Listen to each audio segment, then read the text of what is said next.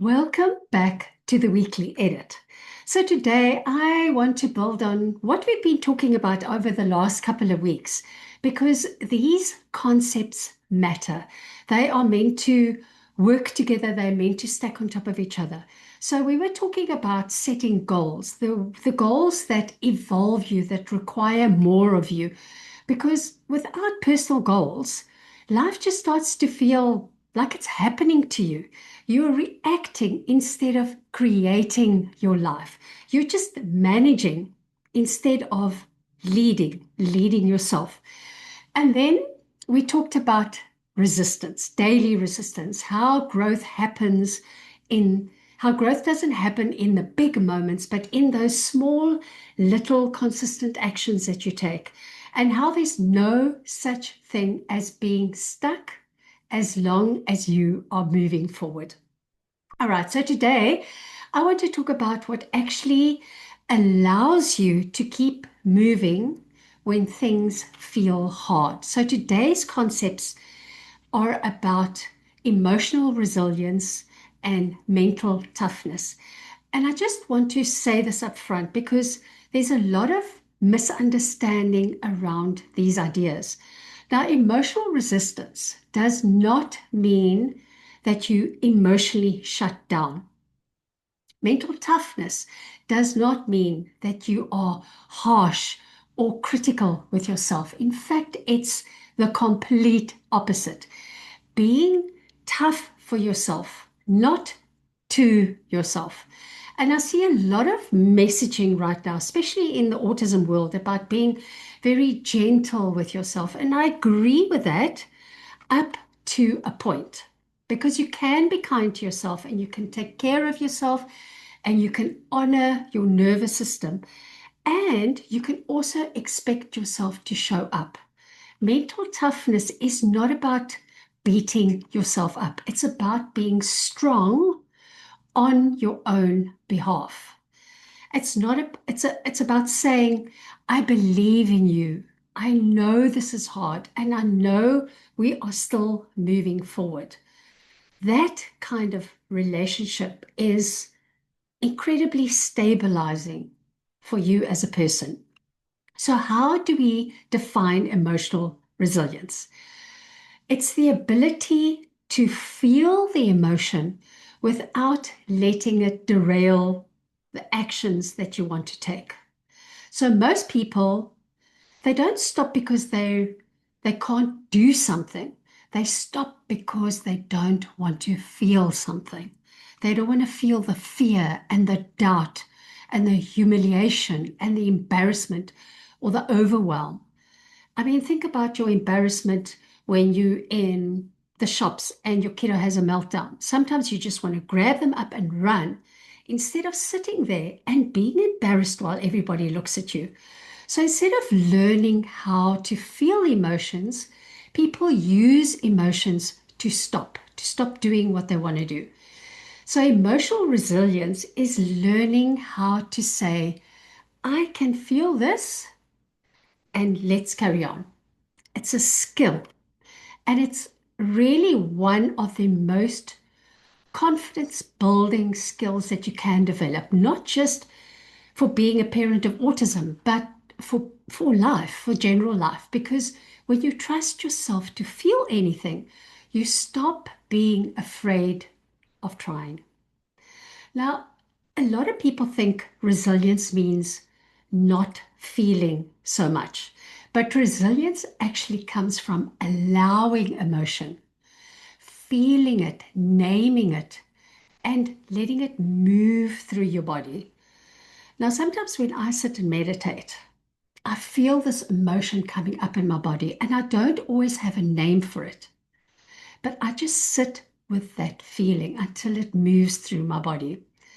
So when you feel it, when you're in that emotion and it's moving through your body, you're not going to buffer with distractions. You're not going to go for the food. You're not going to open the pantry or the fridge. You're not going to scroll or numb or drink or whatever it is you do. Half of life, 50% involves those yuck, uncomfortable emotions. And you cannot pause your life every time one of those shows up.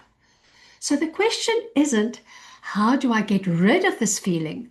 The question is, how do I keep living while this feeling is here? And this is something I have noticed a lot over and over again, is that high achieving, creative, driven people carry a lot of internal energy. They carry angst and anxiety and restlessness. And instead of seeing that energy as the problem, they learn to channel it. Now, as autism parents, I see this as well. We have that energy, that anxiety, that restlessness. And you already channel it. You channel it sometimes by going for a walk or cleaning the house or exercising. That's energy moving. So you can also channel that energy into creating into your work, into your goals, into the life you're building, into getting solutions for your kiddo. And anxiety and angst doesn't have to be the reason why you stop. It can be that ingredient, that energy that fuels momentum. Now, you don't have to wait until you're confident to act. You can act while you are feeling all these things. You bring the emotion with you. You put it in your handbag, put it on your shoulder, and you do the thing. Or in the case of a guy, your tool belt or your golf bag. So there's a beautiful teaching around accepting what is, and acceptance really matters. And I should say, acceptance isn't about stagnation. Some people are naturally more peaceful, and these people don't feel that pull to change things. I am not like that. Other people, like me, I feel that constant nudge of there's more. There's more expression, there's more out there, there's more growth. And that restlessness isn't a flaw, it's information.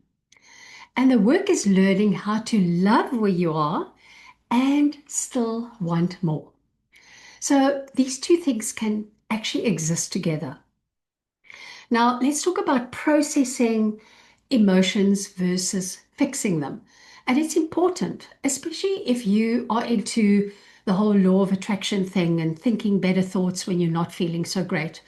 Your thoughts create feelings. And yes, there is a time to examine those thinking, those thoughts. But I see a lot of people using the thought work, those thoughts, to avoid how they feel. They try to delete those uncomfortable thoughts the moment that they appear. And emotional resistance means letting those emotions be present without immediately trying to fix them. And mental toughness means that when your thoughts are creating your unnecessary suffering and you're choosing something more supportive. You don't need to do the deep mental work every time you feel bad. Sometimes the work is just to be present with it and carry on doing what you need to do. Mental toughness is that inner voice that says, this is hard and you can handle it. This matters and I'm not giving up on you. I expect you to show up because I believe you have it in you. It's the kind of strength that you want from somebody who's walking beside you when something difficult happens. And let yourself be human. Feel the embarrassment, feel the cringe, those mistakes, regrets. I've gone through all of this. They are not signs that you're doing something wrong. They are signs that you are participating in your life. And most people don't fail because they aren't capable. They fail because they think that discomfort means danger. Don't do it. Resilience comes from saying, this is just part of the experience. You don't need to like the feeling. You just need to stop running from them. So there are days when you're going to be panicked. You're going to be overwhelmed. You're going to be completely out of breath or out of your depth. Mental toughness isn't pretending that you are okay.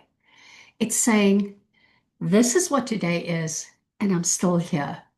I remember a couple of years ago, we had just come back from holiday, and Max had a seizure on the plane. And you can just imagine all the emotions that came up. And he was taken to hospital. And the next day, I had a masterclass for, I don't know, 200 plus people. And I had to be present, I had to be there, I had to show up. So I was going through all those feelings. And it was like, okay, this is what today is. And I'm still going to carry on. You breathe, you allow the fear, and you just take the next step. And later, when things settle, then you can unpack how you're thinking. You can evaluate what's going on. But in that present moment, resilience looks like presence.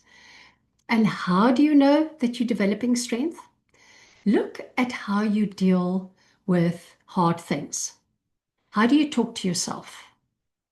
Do you withdraw that belief or do you reinforce it?